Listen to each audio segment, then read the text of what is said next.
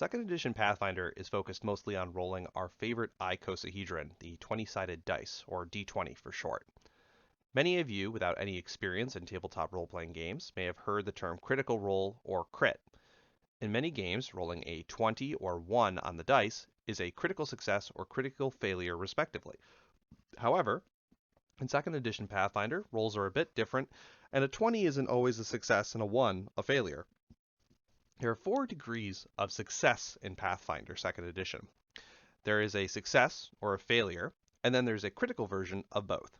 Whenever you roll an attack, a skill, or an ability, you will be rolling against a difficulty class, or DC. For example, we're going to be using a rogue who's trying to pick a lock on a safe. The difficulty class to pick this lock is 25.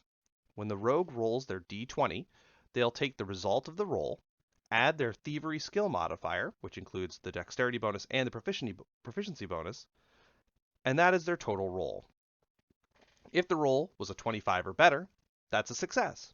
It's important to note here that if you meet the DC, meaning you roll an equal amount, you beat it. If you meet the DC in 2nd edition Pathfinder, you beat the DC.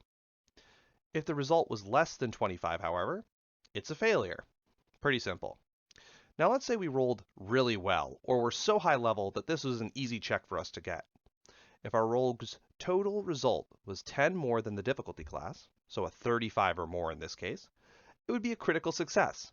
However, if the roll was 10 less than the DC, a 15 or less here, that's a critical failure.